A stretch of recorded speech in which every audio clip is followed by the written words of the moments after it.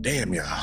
I love me some comic books. Today, I was sitting down and reading through a lot of the backlog of comics that I had from New Comic Book Day. And there's a run that I've been reading recently from a publisher you guys probably wouldn't expect me to talk about on here that I've really been enjoying. But the issue that I read today was so amazing that I really wanted to make a video and sit down and talk about why I love not only this run, but the kind of mini universe that the writer of this run has built out over his time with Image Comics. And y'all, I want to sit down and talk about I was a fashion school serial killer. Let's talk about it. You're now watching The Captain.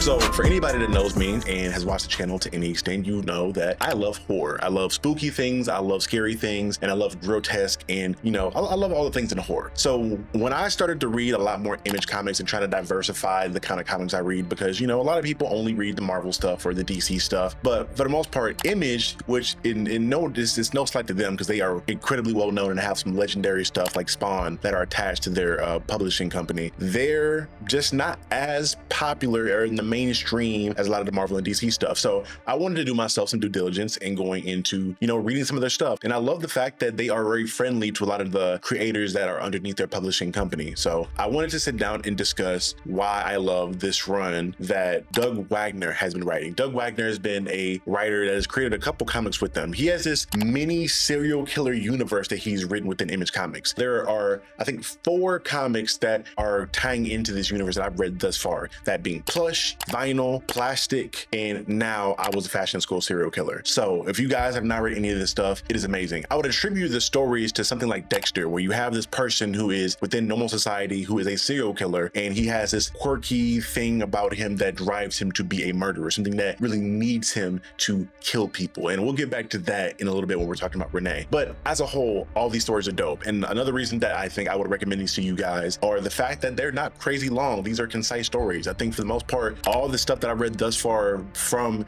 Doug Wagner in this like mini universe that he's built up has been maybe 6 issues total max. So you guys have around 18 single issue comics to read if you want to keep up between Plastic, Vinyl, and Plush, which again, I highly recommend you guys do. I binged it all in one day myself, and I'm working on buying all the single issues that I see, which I have Fashion School Serial Killer somewhere. I've collected all 4 of the issues that have come out thus far. Doug Wagner is an amazing writer, and he has this really innate ability to write these characters in a really interesting way. I think for the most part, a lot of people, when they look at a serial killer, they try to write serial killers all in this like really weird, disturbed way, kind of in a similar vein to someone like a Hannibal Lecter. It feels like a lot of serial killers that I've seen a lot of different pieces of media are kind of Hannibal Lecter spinoffs or clones, or maybe like Zodiac Killer clones. So when I read his stuff and see that, yeah, there are some instances in which those traits of those characters come out, but a lot of these characters feel like they're different and unique in their own special way. They have certain things about them. And I think the best thing about them is that he doesn't just paint these serial killers as just being outright evil. Although they murder people in really gruesome ways and do some really heinous shit, they're usually not always acting in just the need to be evil. For a lot of the time when you're seeing them in these issues or in these stories, there's something going on in which they're needed to kind of balance out a greater evil or even crazier evil. Again, evil is evil. You're murdering people, you're skinning them alive, you're doing all kinds of other crazy shit. But I love that he really plays around with the idea of the moral ambiguity that these serial killers have. And not only that, but there's this constructed, connected universe in which almost all serial killers kind of know each other, almost in like this weird assassin's cult. Like think like Assassin's Creed or like any other brotherhood or organization that you're familiar with in kind of in media. And it's kind of the same thing here in this world where a lot of the serial killers know each other. And you meet a lot of them in the comic of Vinyl, which again, I recommend you guys check out first. For the most part, to give a quick synopsis of Vinyl, it's a story in which this older serial killer kind of goes on his journey to save a friend of his, and in doing so, he has to fight a even greater evil in regards to some kind of super cult that's going on there. And in the process of fighting that cult, he recruits some of his most, I guess, loyal or just well-known colleagues from around the world that are also serial killers. And he builds this like serial killer Avengers essentially, and they go down and take out this cult here. But out of all the characters introduced, there's one character that stood out and one character that lived to see a future run, which is what we're reading today, Renee Bath, like I mentioned to you guys before. Again, if you're not familiar with Renee, or Rennie, I'm probably mispronouncing her name, I feel like it's Renee. She is based off, or at least reminiscent to, the actual person in the historical history, Jesus Christ, based in history, being Renee Bath, who was most famously known for murdering a shit ton of just young women and bathing in their blood. So this is a person that actually lived. Now, the accuracy to some stuff that went on there could be, you know, kind of plushed up or bigged up just for, you know, the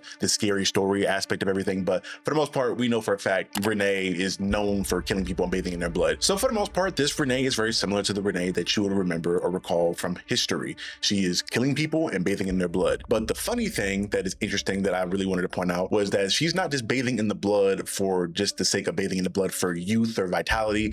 She has this like weird innate itch that really drives her to murder somebody. Like if she goes too long without taking a blood bath, she will legit like almost break out in hives and just itch herself all over. So this itch is what's driving her to murder people and taking a bath in the blood. So she is going around murdering people and skinning them alive, bathing in the blood, but she's not just throwing away the skin that she's getting from people. She is using the skin to make clothes. She is a fashionista, for lack of a better term, where she is just really talented at sewing and creating clothes from not just traditional fabrics, but from human skin. You see her walk around in this issue, or even in previous stuff when she's introduced in vinyl, and everything she's wearing is made out of human skin or human body parts.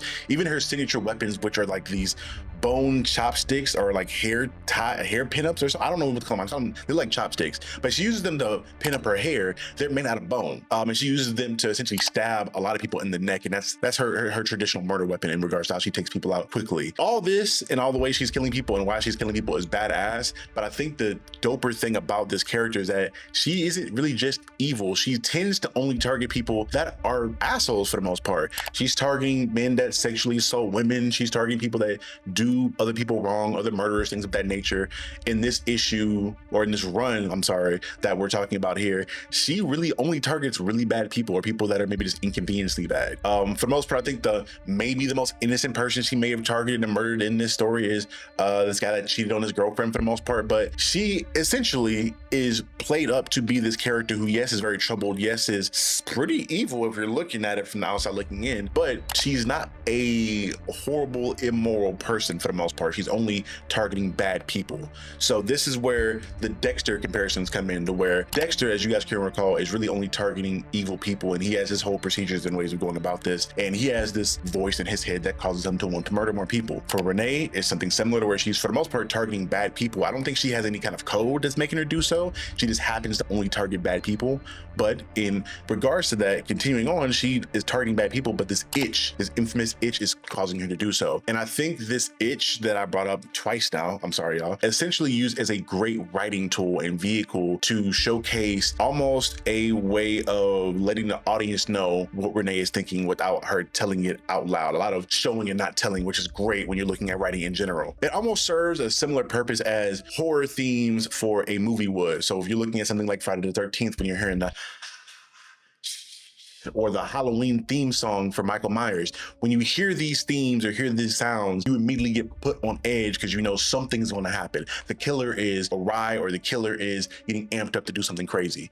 For this comic book and Renee, it's this itch. And I think that's really dope because when you're looking at a medium like comic books or any kind of written medium, it's hard to deploy different methods of putting the audience on their seat or building tension in the scene because you don't have any audio. You have to go with strictly what's on the page. So the fact that it was used in this art is dope. And I think I love that. I love that Doug Wagner has this dope way of using everything within a page, leaving no scraps in his writing to really showcase a character and what they're thinking, what they're trying to do without having to be very blunt and spell everything out word for word and scene for scene. Again, I just love this run. I love this book. I love how Doug Wagner is doing a great job of developing this character as well as showcasing her skill set, because she's very talented and very much so kind of eerily good at killing people and breaking into homes. Like at some point I'd be really interested in getting a backstory on the character of how she got here. I feel like for the most part we've gotten somewhat of a backstory for some of the killers that he's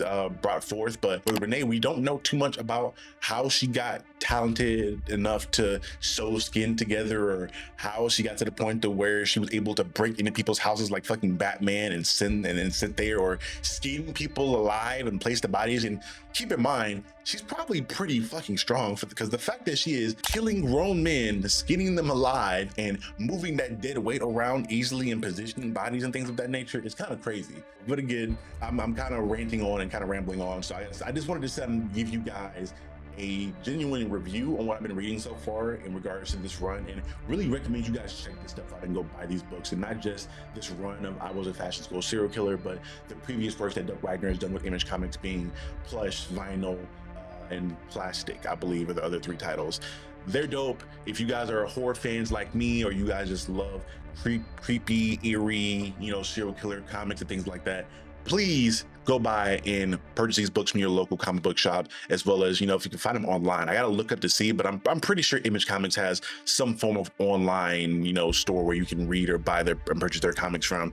But all in all, I highly recommend it. Shout out to Doug Wagner, shout out to Image Comics. You guys are doing amazing works. I am a fan. When you guys go buy your books, tell them Captain Diesel sent you, and hopefully I can try to get Doug on for the channel to kind of discuss what he's doing amazingly with his run so far. I would love to speak to him and pick his brain about his thought process as an up and coming comic book writer myself, which we'll talk about that more later on. But again, thank you guys so much for watching this video. Thank you guys so much for hearing my rambling and my crazy thought process, and hopefully this book and the other books that I mentioned are something you guys be interested in checking out. But again, this has been Captain Diesel of Captain Diesel's Dojo. Again, if you guys are fans of anything that I've said thus far or want to see more of what I have to offer, please hit that like button, subscribe to the channel, and check out any of my other videos. I think recently I did a video where I was sitting down with my guy Ernie, Blur Without Fear, and we broke down a lot of stuff in regards to the Superman movie and talking about the state of comic book fans and where it may be going in the future. So again, if you guys are interested in that, again, check out the rest of the channel. And yeah, this has been Captain Diesel of Captain Diesel's Dojo.